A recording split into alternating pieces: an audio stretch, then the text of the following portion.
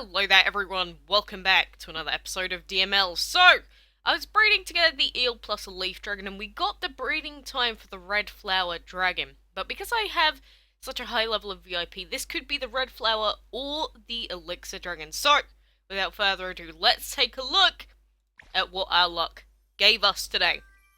And it gave us the actual dragon of the week, so that's pretty good for us. Obviously, I hate the Elixir dragon, but we have managed to breed the dragon of the week. So that is good for us, because normally I end up getting the dragons with the shared breeding times, honestly.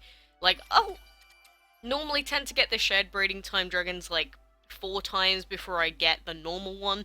I do normally end up getting the dragons of the week in that as well, obviously. But there we go, we can hatch that bad boy, say tomorrow or something. But we do have this banana dragon egg here as well that we can get rid of. Again, we have no space for this guy because we never have any habitat space, as per usual, so we'll just have to sell him off. But that was pretty good. I have to say, I wasn't expecting that. And we should go ahead and do some sieging. We've almost taken down the 3rd tower. And the thing is with these critical hits, if you don't actually hit the crit, you're barely doing any damage, so it feels almost the same as it used to. Like, the more and more that I'm playing this current Clan Siege event, the more and more sort of problems people are seeming to pick up on, and same here. Like, only 32% chance of getting a critical hit. It's like not even worth it. You might as well just go with the 80% chance of crit, because it's better than doing like 100 damage on the wall, but 442 with that one, and you just have to hope and pray that you hit crits every time, pretty much. And you can do up to, like, what is it, 2,500 damage on them, but it still feels pretty bad when you don't manage to actually hit the critical that you wanted to hit.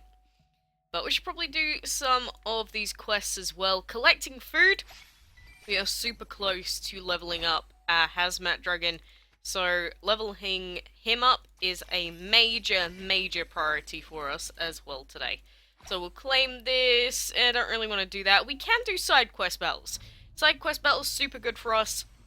Again, I always talk about them nice, so I'm not gonna explain my reasoning why I love these side quest battles so much, because you guys already know at this point.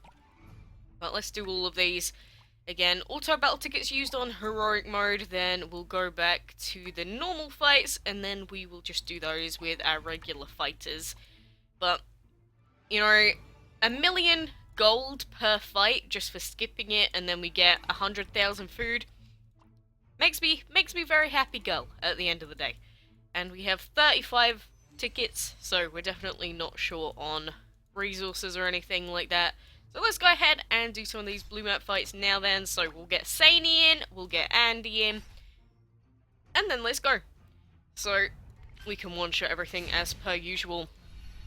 But obviously, now that all the events are over with and we've had the latest clan stuff, it's like, when is the next event coming up? Do we have a solo event on the way? Do we have anything even planned before Christmas?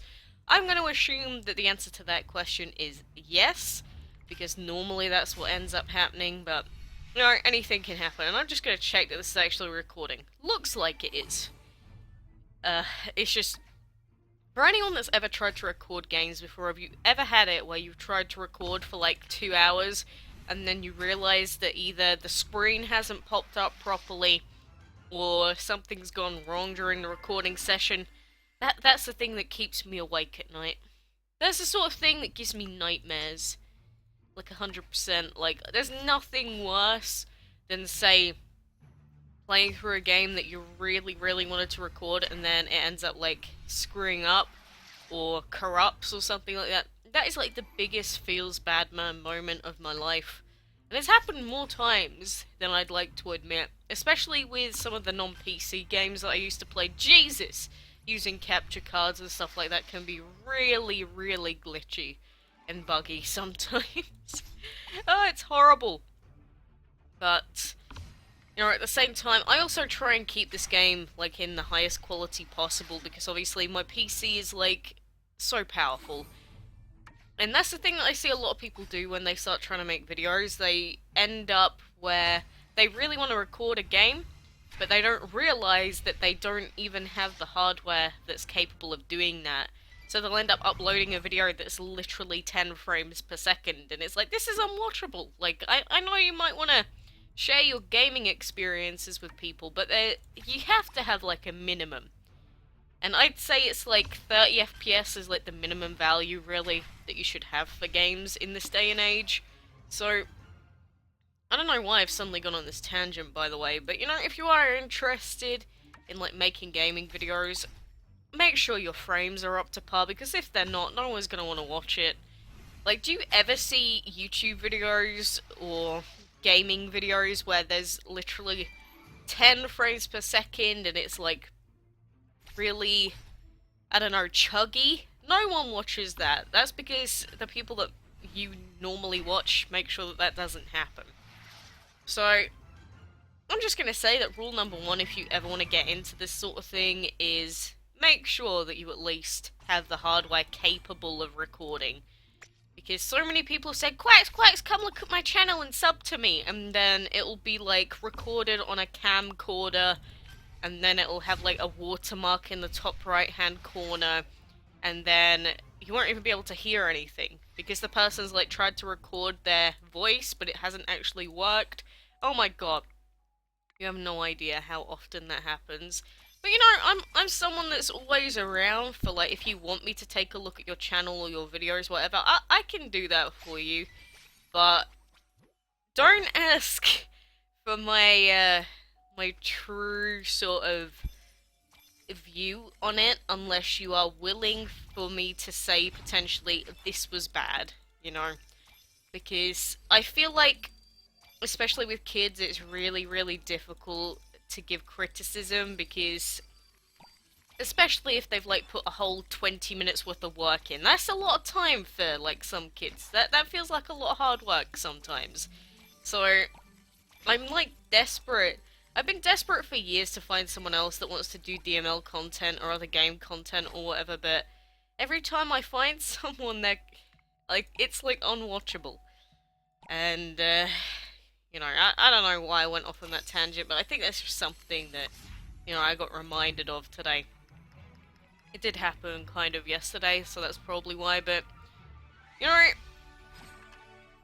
if you are hoping to get into, like, making videos and stuff, best of luck, because obviously everyone needs luck when it comes to, or at least a little bit of luck when it comes to these things, but if you just upload every day, it's obviously going to help you out as well.